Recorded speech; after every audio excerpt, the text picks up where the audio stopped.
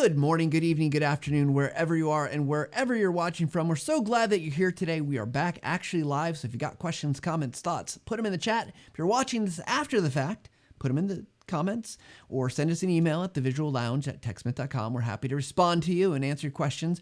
We're so grateful for today's show because we've got a great guest, and I'm going to introduce him in just a second. But before I do that, if you have any thoughts about the show, you've got a guest you'd like to recommend, you've got an idea for a topic you'd like us to cover, or ways that we could just improve the show, let us know. We want to make sure we're making the best content for you, for your purposes, to make it really easy for you to watch it, to listen to it, and just to take it in and learn and continue your kind of voyage of growing and making videos and using images. So send us a note.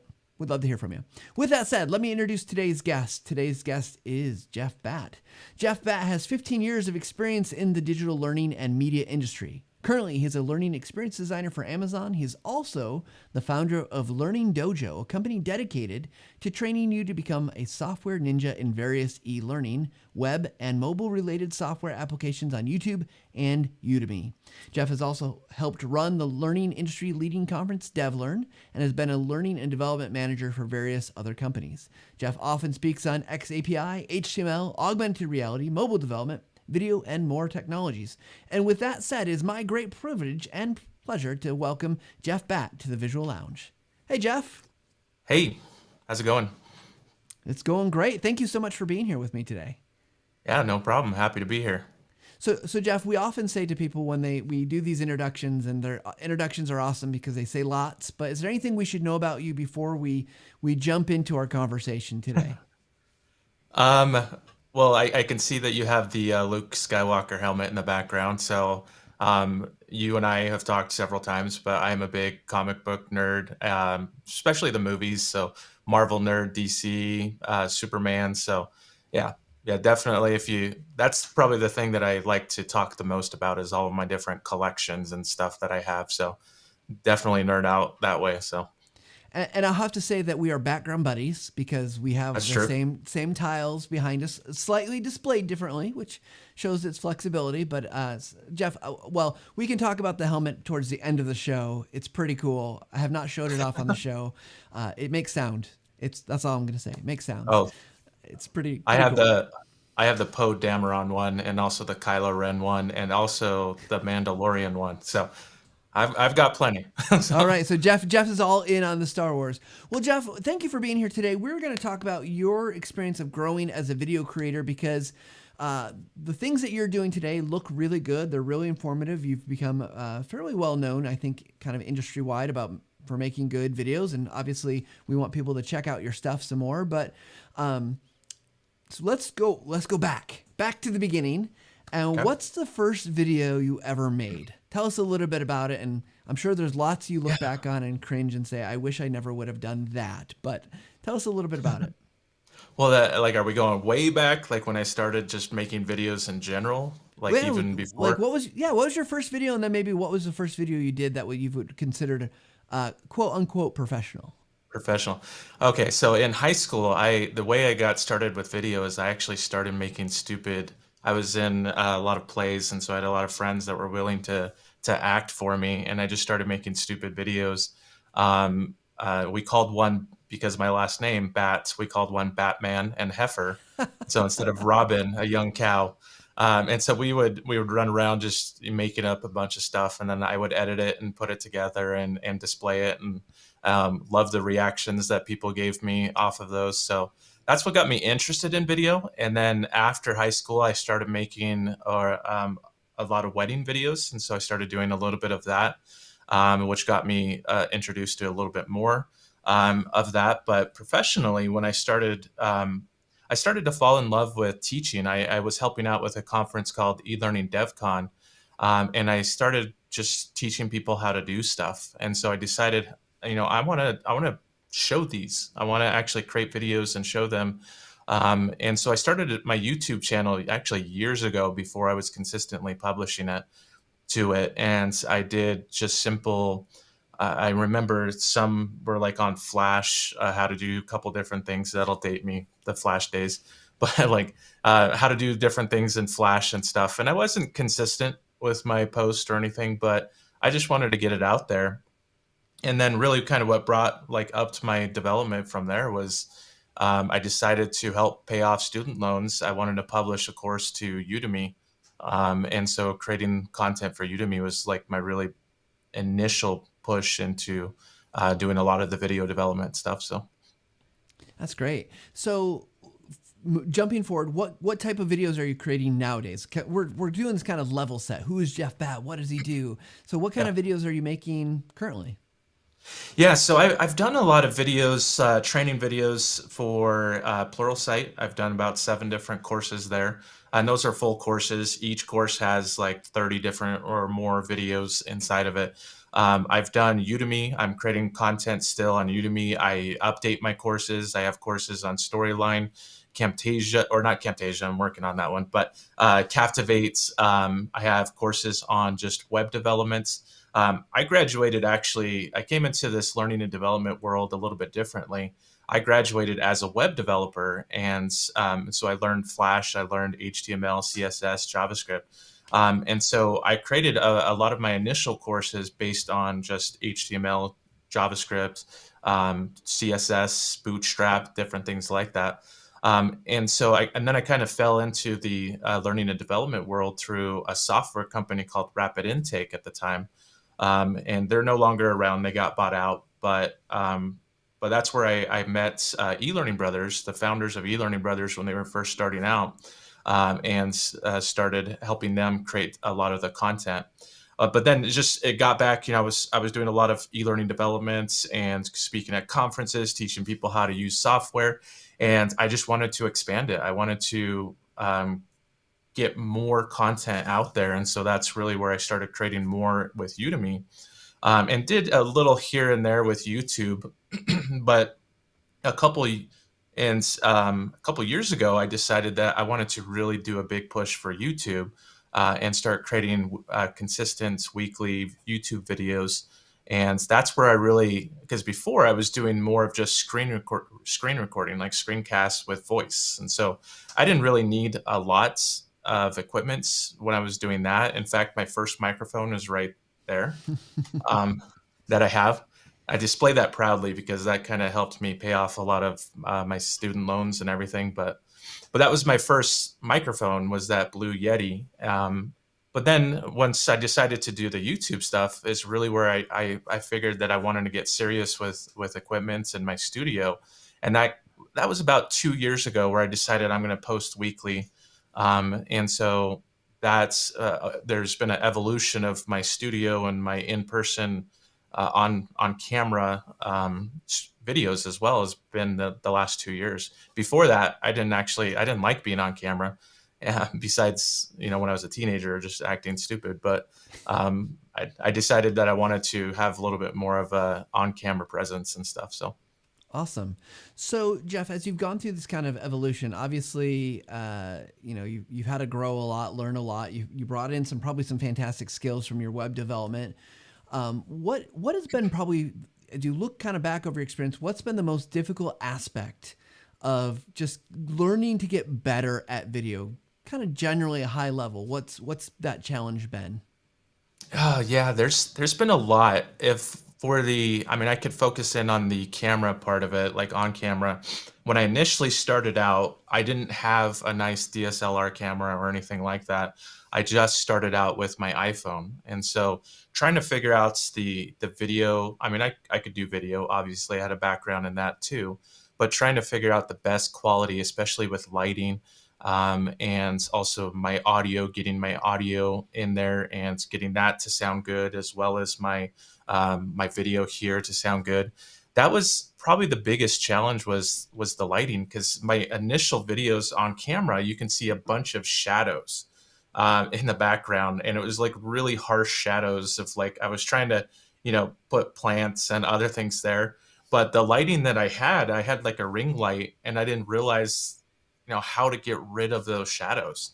And it's evolved since then, and I've figured out how to, different equipment that I need to get rid of that. But that's probably been my biggest challenge, has been getting the right lighting and getting the right setup. And I feel like I'm not even quite there yet. I feel like I'm still kind of constantly tweaking and adjusting and doing different things like that. But that's over the last 2 years has been my biggest challenge. But even before then, another challenge was just like, I know with Pluralsight, figuring out if I needed to script my content or not script my content, or to make it sound authentic or fluid as well. That was a huge challenge for me as well. Yeah. Yeah, it's interesting, but I love the point that you're making about this. It's progression. It's not this like you woke up one day and you had everything. You're at kind of the 2-year point in that journey, and I'm curious. Like, I think it's important. Let's talk about your tech stack, if you will. You Hmm. mentioned going to DSLR, and I mean I usually recommend that's like one of my last steps, going from a phone. You know, Hmm. as we always say in the visual lounge, microphone, lighting, then camera. But for you, I think I want to put it in perspective. What are you using? Kind of, obviously you have some lights, you have a camera, you have a microphone, but you don't have to get super nerdy specific. But I'm curious if you could tell us, like, maybe the order and why did you choose to do that? Like, why was it worth the investment at this point? Yeah. And I don't mind getting nerdy, so don't worry about that. um, what I started out, and I agree, 100% agree with you on the audio. Audio is like one of the first things that you need to figure out. If your audio or your video sounds bad, I mean, that's a quick and easy way for someone to turn around and just, leave your video. But and because I was doing more screen recordings initially, I wanted to figure out my audio and get a good audio sound. And so the first audio or device that I got, the microphone that I got, was the Blue Yeti, and that served me well. And I kind of I have like a little what's the boom arm Yep. that I hooked to it, and I would put like a little pop filter right there as well. One thing I found with the Blue Yeti though is it picks up so much. It picks up a Mm-hmm. lot. So I had to turn it down to almost just even slightly be up a little bit. And so that way it would only pick up my voice, and then I would talk really close to the microphone to get that nice sound.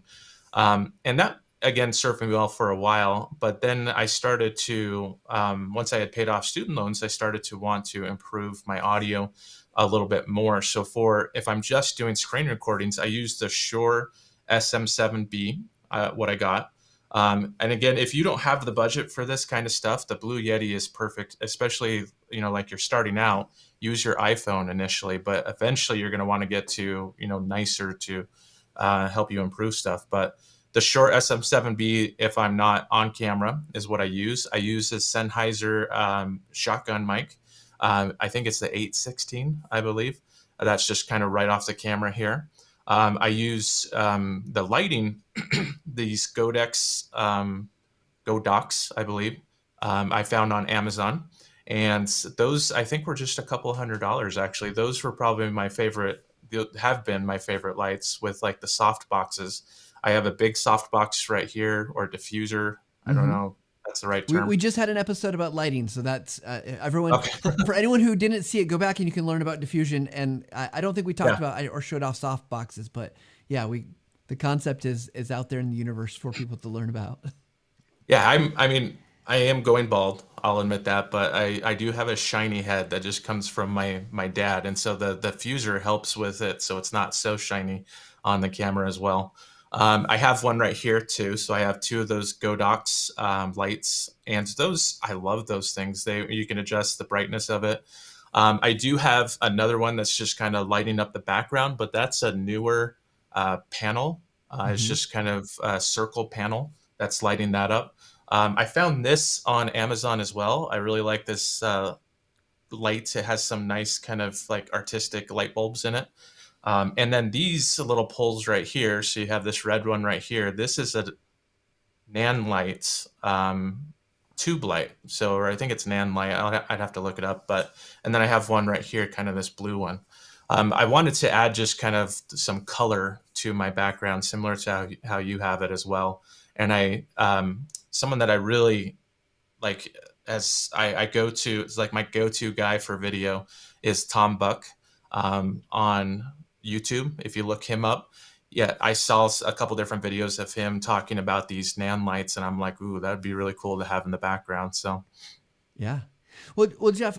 So here's the thing that I think often comes up because we have people that might be listening to the show are on a scale of I'm just getting started and I'm making probably where you did lots of screen recording content, and we got people who are also doing YouTube videos like you are, kind of the gamut, right? So, if you were starting again and you were giving yourself go back in time, you get the DeLorean, got up to 88 miles an hour, and you got to give yourself some advice. What would you tell yourself about, particularly about gear? And then we'll talk about other stuff because clearly yeah, there's only so much we yeah. can talk about. Yeah, definitely start out with a Blue Yeti.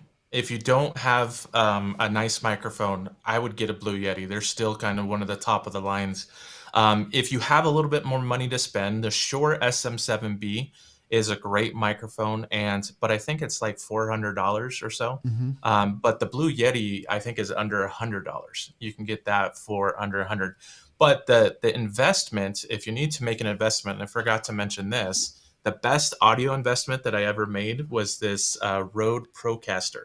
Okay. And so you can plug in your different microphones, and it has like four different. I don't think I can. There we go. Try to We, plug. we, Okay. we can barely see it, but yes. So it has So, like four different XLR inputs, right? And yep. so you can plug any of your devices in there, and then you can adjust like the volume in here. But the thing that it helped me out with the most is it's a condenser, so it actually goes in and helps amplify my audio a little bit more. And so I have that always off to the side, and that's actually been, if I had to start out with something, I would get a nice microphone and I would get this Rode Procaster to begin with. For lights, you can get like a simple ring light as well. That's what I initially started out with. Or the ring light, if you can get like this Godox lights, if you have a little bit more budget, I would do that if I had to start over again. So. Yeah, and I'll just say for anyone who's watching, while we don't mention all the things that Jeff specifically has listed, we do have our gear guide that we've shared out in the past. You can go check out. We've done an episode about some of the cool stuff. Maybe we'll have to add some of these to our future want lists Yeah. because that looks pretty cool. The mixer. I've just got a baby little mixer and not quite as nice, but so Jeff, we have a question that came in that I want to ask, and this is from Garth, and Garth is asking, what is the one thing that you see lots of people worry about or work on that has the least impact on videos? What waste of time should people avoid? So obviously people are making videos. There's lots of things you could do, but what do you see is like, as you look at kind of across learning development or just kind of video space in general, what are people wasting time on that you think they could avoid, especially if they're new? Um, I'll say this for me. I don't know if it applies for everybody, but I see that a lot of people are trying to get it perfect to begin with, and I don't think that happens to begin with. Again, I posted something on my Twitter, and it was my on January 12th of this year. I posted like a picture of my evolution of like my different stages of, you can see like the harsh shadows that I was talking about. Um, but that doesn't mean that I shouldn't have started. I mean, I shouldn't have waited until I had the nice SLR or DSLR or anything like that. And so I think that's one hesitation, is people just are trying to get the perfect equipment before they even start. But also one thing that I always thought is like I had to script out my content. I had to know specifically what every word that I was going to say. But I don't think, when I'm teaching software, I don't. It sounds too robotic when I script out. And so it's more, coming up with different bullet points and things that you want to talk about, but it's also just practicing. Like, I know the more that I teach something, the better that I get at explaining it. Like, so I teach on a variety of different topics, but the one topic that I teach on probably the most is articulate storyline. And so articulate storyline, I can go and I can talk about that, at any point. I can go teach a lesson on articulate storyline, and it comes out fluid. It comes out, less uhs and ums and stuff like that. It's because I've done it so much. I've Mm-hmm. practiced it a lot. But the ones that I'm just learning and I want to, get better at, you can tell I'm using a lot more as well. But I'm also able to edit those out and make it sound better post edit. But it's just I think that the fluidity, if that's the right word, it comes from the more that you actually do it. So the first time I ever gave like a conference session, it was horrible. I got a lot of bad feedback about it, but I wanted to get better. I really had this desire to improve, and it just comes from practice. It comes from trying it, speaking it out loud, sharing it with somebody else, pulling up Camtasia, hitting record and practicing it, and just posting it out there and getting feedback from there, and just improving. I mean, you're going to get some. I still to this day get some negative comments about, oh, you should have done this or you should have done that, or instructionally you should have followed this and stuff. And that's okay. I mean, that's fine. Look at feedback as a way to improve. It's not that you failed. It's not that you messed up. It's just, okay, this is good. This is an area that I can improve, and go in and practice some more, or try a different video, or try a different approach, or try some animations or other things like that. One of my best ways to learn an application is to start teaching it. And I learn how to actually use an application by trying to explain it to someone else. So I post videos of applications that I just want to get better at. I just want to learn more and stuff. So I don't know. I don't know if that answers the question, but that's just kind of my thoughts coming from that, is like, you don't have to have it scripted perfectly. You don't have to be perfect. And when you initially do it, but the more practice and the more times you do it and the more times you explain it, the better you're going to get at it. So. Oh, I love it. And I think it actually goes kind of really well with the next question I had in mind is, as we've been doing this, gear's one thing, and you can level up your gear. Gears, I think we talked kind of pre-show that gear is and it's a money investment, right? Like Yeah. you can get better gear, you have to know how to use it, but you can always get better gear if you have the money. But what you can't get with money is necessarily better process. And it sounds like you've evolved a little bit. You've said you realize you didn't need a script. But what else in your kind of journey of making these kind of particularly learning videos, what in your process else has changed that's maybe helped you to get faster or to make better videos, or maybe even more consistent videos? Are there tips or ideas you'd give us?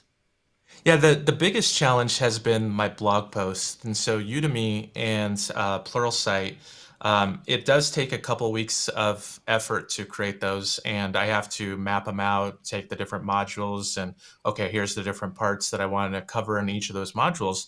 But a lot of the times when I'm done with a Udemy course or a Pluralsight course, I don't have to worry about it. It's just more that I go back and I answer questions. But so the process that's more consistent is the YouTube, the blog posts that I do every week.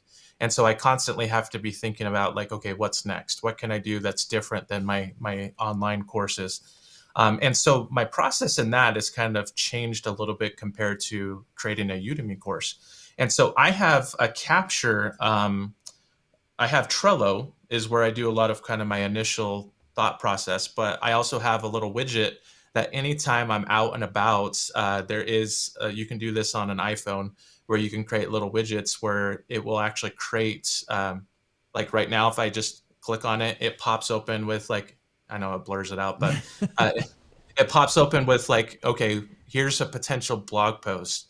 And so I Mm-hmm. just write that down real quick. Okay, oh, it'd be cool to do. The one that I did yesterday was like on how to send a score from a game in Storyline to your LMS. And I was just, that was, as I was teaching, I also teach at a university here, but as I was teaching, I'm like, oh, that'd be a good blog post. And so I quickly just pulled out my phone and I wrote that down. So once I have those blog posts in my backlog, then I start to look at them each week, and I start to move over. Okay, I think I can do this one. I think I can do that one, and start making some notes and outlines of what I want to do. And so I move that in my Trello board from backlog to in progress, or actually in planning is what I do. And then I start. That's where I start to make my notes and prioritize it, and which ones I want to work on next are usually up on the top. And then when I start to think about filming them, I film each of my blog posts. I take a Saturday, because I do it. Learning Dojo stuff is my side work, and so I take a Saturday and I do 3 in one Saturday. And so I will set up my studio, turn on all the lights, hit record, and then I will go through that outline showing people how to do stuff.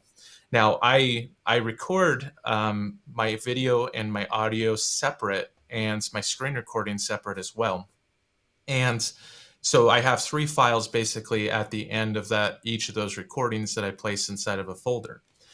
Then I move that Trello card over to post-production, because that's the next step that I need to do, is kind of go in and edit and write up Mm-hmm. the description for it and stuff. And so I don't know if this is too much detail. No, this is great. Keep Um, going. and so then, okay, so once I've recorded, I have 3 folders basically in my Dropbox. And so I don't actually edit my blog posts until the weekend before.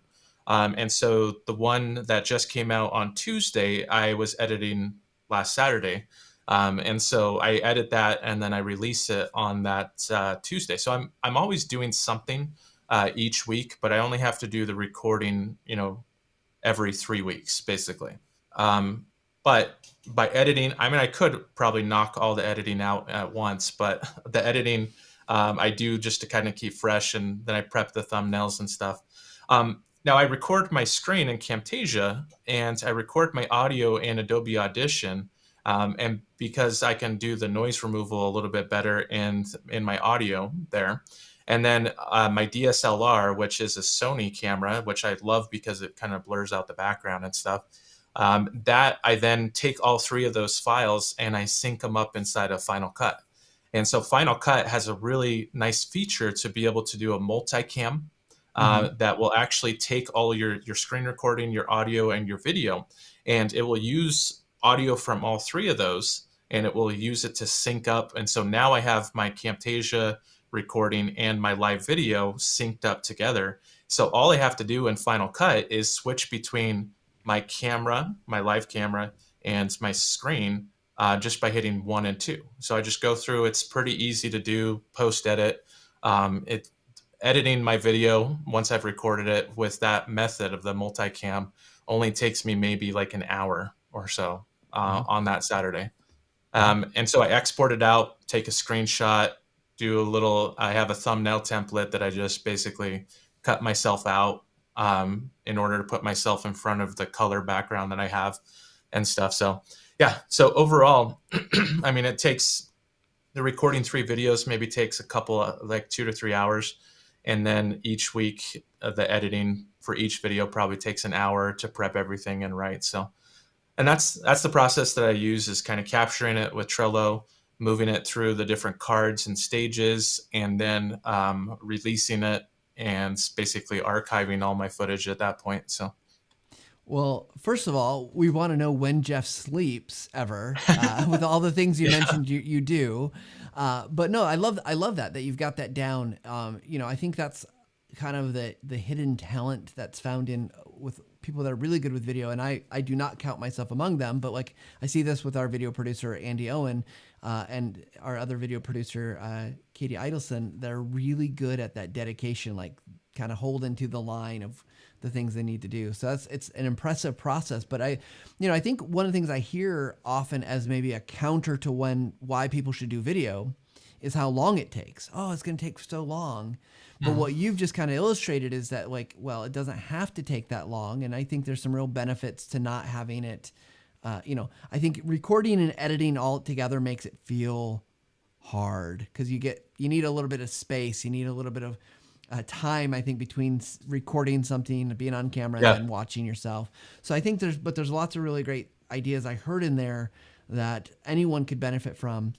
The other thing I want to bring up that you mentioned that I think is really important is the idea of that you become the expert, right? And that's where it gets tricky sometimes, because sometimes we can't be the expert in all things in our organization. We just need to be the voice or the face or whatever.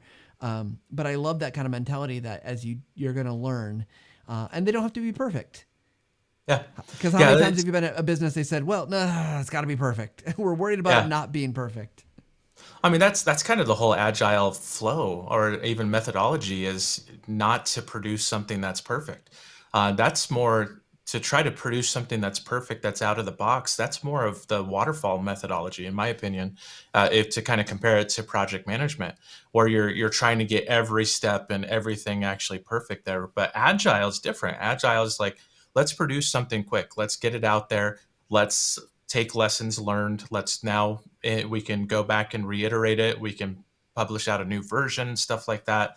But it's more of as an improvement. And I've looked at this, that process. It seems, excuse me, may seem simple, but I've been doing this for at least the in-person videos for 2 years. I've been doing other video development for over 10 years. Different things like that. So but if I was afraid to do it until I knew everything about it, like knew all the applications, I wouldn't have gotten started. So the lessons come from actually trying it and getting it out there and learning the lessons, but not being afraid to fail. I mean, if you fail, that's fine. That's a lesson learned. And so it's a different type of mentality of saying, okay, I didn't do so good in this, or I didn't do good in that. Let's improve it. And that's the drive in me. That's really the reason why I keep doing it, is because I want to get better. I want Mhm. to I want to have this process better. I want to have better lighting and a better studio. It's not for any type of just to make me better or to make me look better, but it's more of like it's a skill that I just want to be better at and stuff. And so, and I couldn't go onto like a movie studio set and just say, hey, let me do stuff. I would have it. This is a chance for me to kind of learn it on my own and do better and improve. I mean, if you work on it, you will improve. So. Well, I mean, maybe they'll let you on if you bring them your brilliant proposal of Batman and Heifer, the Batman and movie. yes. Yep. It's going to be a thing. Although Batman was spelled with 2 T's, so we weren't trademark or. That's right. That's right. You gotta be careful there. But Yep. so Jeff, one of the things you talked about is you have kind of like your YouTube courses or YouTube videos that you make, but you also mentioned making courses for like Udemy and Pluralsight. And when I look at the Udemy and Pluralsight, there you mentioned you got to break them up and you've got to kind of do that a little bit different. Help us understand, because I think a lot of us in the corporate world are probably leaning towards more. We do one-off videos, but there's sometimes we're having to do more of a course video. And of course, we know you probably heard about this at DevLearn, that conference that you were Yeah. helping run for a little bit. It's like micro learning, lots of pieces. So how do you structure maybe that creation differently if you do, when you're thinking about like multiple pieces of small pieces of content versus like a singular YouTube video? Is it different in any way, that things that you do or plan? Yeah, it's quite different actually. So I still use Trello. Trello is like my think board, basically. I use Trello for whenever I'm planning something out. And the reason why I do that is because you can take these different cards and you can easily manipulate them and move them and adjust them. So typically what I'll do for Pluralsight or Udemy, it's kind of the same process here, is I'll try to outline the big topics, the big picture items, and that usually becomes my modules. Now, granted, I came into the learning and development world as from a web development standard, so I was actually never trained as an instructional designer, and I fully admit that. But so this is kind of You're my safe own with us. It's process. okay. Okay. You're Okay. safe. It's good. Okay. And so I try to like take the big steps. Okay. Like, animation inside of storyline. There's a lot to animation. And so that might be its own chapter in itself. Triggers, there's a lot to it because you're starting to talk about conditionals and variables and other things like that kind of, go into this trigger. So like the interactivity basically. And so I map out those big concepts first of all, and those become my modules usually. And even a lot of the times I start out with more modules than I'll end up needing. And so, but that's okay. This is my thought process. And then in each of those modules, I start to think about what's important to know about animation. And I'm just using that as an example, right? So animation, you need to know how to like add an entrance animation for storyline and an exit animation for storyline. But even with coding, my Pluralsight courses are more on coding. If you're going to talk about components and how to use different types of interactive components like buttons or or switches or other accordions or anything like that, you can kind of wrap them up into this module. And so you start to find these kind of related components that go into your chapter, module, chapter, whatever you want to call it. But the reason why I like Trello is because I can decide, oh, I put the button component in this chapter, but it actually fits better in this chapter, and I can easily just kind of move that back and forth. And so as I start to map out these cards with Trello, when you select on it, you can then add a description. And so that's where I add my outline of like what I would cover in that video, because each card to me kind of becomes what's going to become a video in the course. So if you're not familiar with Udemy or Pluralsight or even LinkedIn Learning, usually when you go to a video course, there's a little menu on the side that has chapters and then videos in each of those. And so that's really what I'm creating is those different video components, what's going to be covered in each of those videos. And so, but then you have to keep in mind that each of those videos, you probably don't want to have too long. You have to make sure you cover the topic. But in a way, it's also important to cover, allow it so you can come back to it. Because if for example, I've gone through several iOS courses. I want to get better at iOS development. That's kind of what I've been learning. But there's times where I go back and I'm trying to learn something, and I want to say, oh, I can't remember how to do this button or how to add this action. And so I'm going to go back to that LinkedIn Learning course or something, or Udemy course, and I'm going to go find that video again. If you create the video so it's kind of usually you kind of build upon it, but also if you create the video that it's a little bit more self-containing, the person can get the idea in that video of how to go in and do that. It's a hard balance. Sometimes I get it, sometimes I don't on that, but it's important to know that they may be self-standing videos, but they also may be part of a flow as well. So, yeah, and well, one thing, I love it so far, right? Because I think it's really breaking down the kind of that structure and thinking about like what do I do with these little pieces and thinking, because you have to think through if they're gonna be together, why does button come before switch or switch before button or whatever it might be? And so I love that you're thinking through and you're doing a very module kind of agile approach that, well, the button really belongs over here. And in theory, you could create that video and then still move it if needed. Yeah, unless you're building upon it, like you had to do this before you did this Right. type of thing. But it depends on the course. That initially, when I built courses for Udemy, I was very just like, and this is how I like to learn specifically. And so this is kind of why I did this, but I found out, it didn't flow as well. I just wanted to show you the different features. And so my first Udemy course was on Storyline 1. This is years ago, when version 1 of Storyline. But I just wanted to go in there and I wanted to show you, okay, here's how a button works. But I didn't put it in the context of the layout. I didn't put it in, how it kind of builds upon how I would use that button inside of a regular page. And so I just said, here's how you use a button. Here's how you change the color of the button. Here's how you add a text. And so in a way, I got some good feedback on that, because in a way, it's like I can go, if I want to learn how to do Storyline buttons, I can go right to that. I don't have to have any type of other context of, what else happened before. And I liked that personally, because sometimes when I would take a LinkedIn or a lynda.com course back in the day,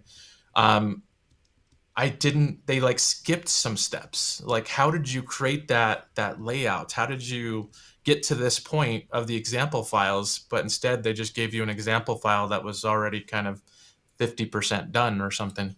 And so I wanted to focus more on the functionality. But what I've kind of changed since that, because now what I found is people want to have like an example course, like for Storyline for that example, but they want to have something at the end of the course that they could show. And so now my approach is different, where I'm like, okay, we're going to build a sample course, and we're going to take, everything about interactivity or just regular page layouts. We're going to do that in module 1, but we're talking about adding pages. We're talking about renaming pages. other things like that. So they all kind of flow there.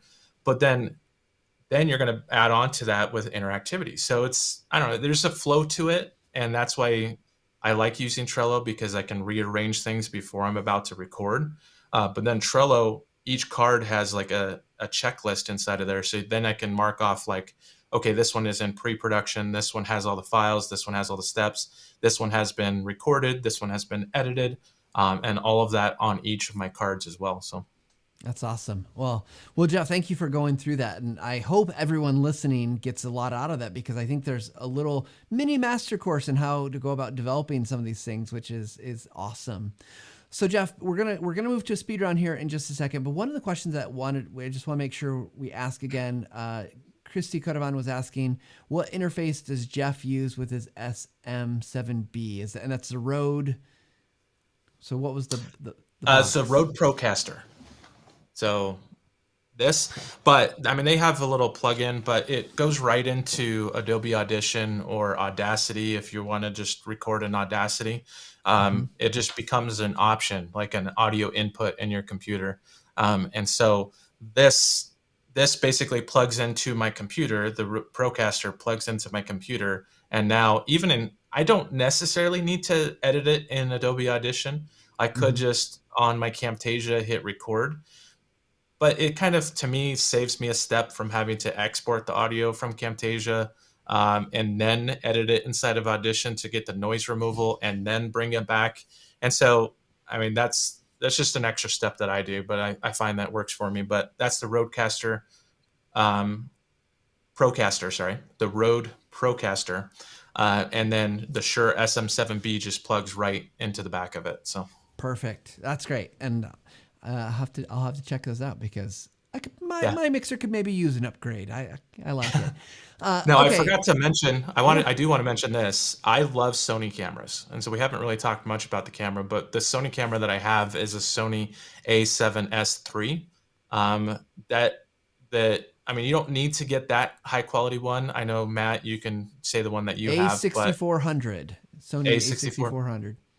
But I love the fact that it blurs out the background as well, so you don't have, people aren't focused on the background as much and stuff. So Sony's, and they have really good low light quality as well. So absolutely. So Jeff, before we go speed round, this is a good time to say, if people want to find your videos, they want to find your work, where should we be going to look to connect with you, to find what you're doing? Yeah, the easiest way is to go to learningdojo.ninja. And then there is the blog link up on top, and you can see all my previous blog. You could just search on YouTube, Learning Dojo, and it will pick it up. But also my Twitter, I post on Twitter as well. That is Jeff Batt LXD, standing for Learning Experience Design. And so Jeff Batt LXD, you can follow me there as well. Yeah, absolutely. And Jeff has been doing, I'll just give you a plug, has been doing some fantastic videos about Camtasia.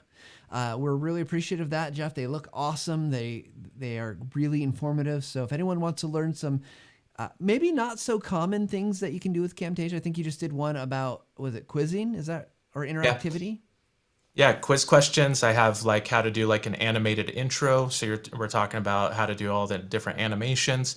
But the quiz questions, one thing I didn't know before I was actually prepping the video is that at the end of the quiz question, you can actually jump them back to a certain point in the video. And I'm like, I built an interactive template that does that. And I'm like, as soon as I saw that, I'm like, why did I do that? I mean, Camtasia already does it. So that was a cool find that I found just last week. So yeah, absolutely.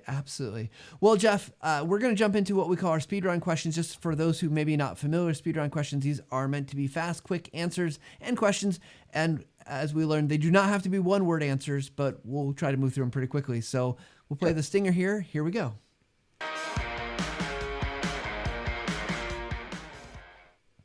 All right, Jeff, first speedrun question. If you weren't making videos to teach people, what would you be doing instead? Sorry, this is speed. That's not a good start. I initially started out in video production, I wanted to create movies. And so that was, and I kind of came from Batman and Heifer, right? I just wanted to do movie production. But beyond that, I also looked into like psychology. I was doing psychology for a little bit. So, and that's why it kind of drew me to L&Ds, because behavior and psychology and learning and other things. So yeah, that's what I would be doing. Oh, I've got a whole conversation we can have. I'll save for another time, but what type of psychology? Okay, next question. And this one actually comes from a guest or from a audience member, Christy. It's very similar to the question I was going to ask, so we're going to go with his though. What's one lesson you've learned that you wish you knew and you wish to tell everyone in video content development? That I wish I knew. Something that you knew early on.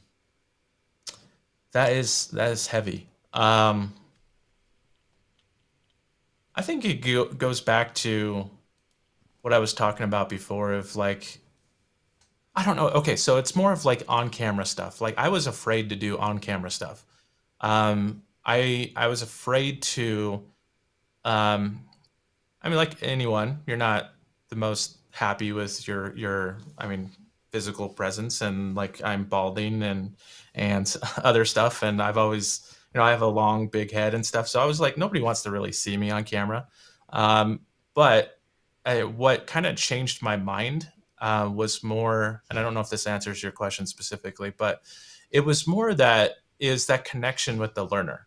And so when the learner can see you, and this was a recommendation from Udemy, when they can see you and you're teaching, I think there's a better connection and like easier trust as well that happens. And that's always like, as a teacher, I want to be that way. I want to have that connection with the teacher or with the students. And since I don't virtually see everybody that's watching my videos, this is a way for me to, at least for them to get to know me and to have that personal connection. So that's lesson is like, don't be afraid to be on the camera. Like everyone looks different. I mean, everyone struggles with their own self-image and stuff, but it's, if you really want to make that type of connection in those type of videos, don't be afraid to just turn on your webcam or something and let people get to know you. Yeah, I find that just doing this weekly, it helps you just kind of get over it. Like, yep, that's the way I look. Yep, I have no Yeah, hair. it goes back to that practice. Like I hate watching old videos of myself, especially the older ones. And I still don't like watching myself, but still it's like I've just gotten used to it. I've just, that's just how I am. I can't physically change who I am, but and what I sound like, but I don't think people care as much as you care. I think you are actually more conscious of that than other people. And so there's all kinds of people that are on YouTube, all kinds of, look and feel and stuff, but yet they're still popular. I mean, it's, I don't know. It goes back to more of that, like, don't be afraid to be on camera. Don't be afraid to share your personality with people as well. So. Absolutely. Well, I love it. So Jeff, two more questions. One easy, one hard. Well, there might be, it depends. Level of difficulty is dependent. So where, you're doing a lot of you're making a lot of content. You talked about how when you're out and about, you're capture that content in your little widget, but where do you turn for inspiration? Good question. I do watch a lot of other YouTube videos. Tom Buck is one of my favorites. He teaches a little bit on different things than I do specifically, but and I think that's okay. I think that's good to actually watch people who are not in your realm and to see what they're doing. MKBHD, I believe, if I got that right. I love his videos, his style of videos, and his style of explanations as well. Immensely popular guy on YouTube as well about all tech stuff. I also, anytime I'm like on a website and I see a good design, I capture that. I take a picture of it. That kind of helps feed some of the design aspects of it. But just, getting to know other YouTube channels and getting to know what people are doing. This whole kind of setting up my YouTube thing was done mostly off of like what I've learned from other people doing on YouTube. And that was a lot of research and and I still do that. I still look at what other people are doing and, oh, I like that. Oh, I want to do that kind of thing. And that's really where I get inspiration. Awesome. Well, Jeff, last question of speed round is, what's a question you'd like to ask me? Now, for those that don't know, Jeff did actually do an interview with me, so he's asked me quite a few questions. Be right before Learning Solutions Conference in April. But Jeff, what's a question you'd like to turn the tables on me? I can't, because I'm a nerd, and because Obi-Wan Kenobi is coming out tomorrow. I just want to ask how excited you are, because that's going to be out. Like, what are you most anticipating with tomorrow? So, okay, so this is a big question. I'm going to be really honest here. I've been trying to temper my expectations, because a lot of Star Wars has been disappointing. I loved The Mandalorian. Boba Fett was okay. It was weird, and I was like, well, It's kind of boring. Yeah. Yep. But and so I've got tempered expectations, but I'm just excited that it's taking me back to my childhood, and it's I think pieces of the puzzle that I'm excited to see filled in, because there's that gap of what happened. So yeah, I think I'm excited that, as someone who enjoys sci-fi and kind of fantasy fiction stuff like this, it's a great time to be alive, to have so many great options for consumption. And it's like a 10-year-old Matt is super nerded out, like, oh my gosh. Whereas, a little bit older Matt, much older Matt, is like, okay, I'm excited, but I'm not going to get my hopes too high, and because I want it to be really good. Yeah, there was a time period of like, I always had a Superman. Superman is my favorite character. I had capes. I was, running around like I was Superman. But then it was like when I got a teenager, I'm like, oh, I can't do that. It's not cool and stuff like that. But then all of a sudden, when you get older, you're like, you know what? Screw it. I'm like, I'm going to start collecting. I don't run around in a cape or anything, but start collecting toys and statues and stuff like that. But as far as Obi-Wan goes, I'll tell you this, like, we haven't really, beyond Rogue One, in my opinion, we haven't seen Darth Vader be really Darth Vader, like feared. Rogue One was awesome because he was like throwing people around and stuff like that. What I really want out of Obi-Wan is a fight, the most epic fight scene between Obi-Wan and Darth Vader, actually dressed up like Darth Vader. So it's just, if they can give me that, I will be a giddy. Yeah. So. And just so you know, Jessie, our social media manager, who has been helping us out today, thank you as always, Jessie. She says, you wear that cape, Jeff. Just own it. Just own it. I do have a cape. My mom gave me a cape, and so it is hanging up on my wall in my home office. So, but I always have to say, whenever I hear someone has a cape, I just say, you know what? I got to go with the Incredibles here. No capes. No capes.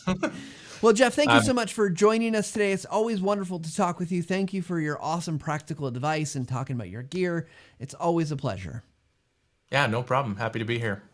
Thank you so much. So everybody, go check out Jeff's stuff, Learning Ninja, learning.ninja, or just search for Learning Dojo. Go see all of the great content he's creating. You go learn from his videos about Camtasia and other products. You can go learn from, just watch his style, watch what he does, and you can see that progression over the 2 years. We're so grateful for him. As we wrap up today's show, I love Jeff's advice, right? It's about practice.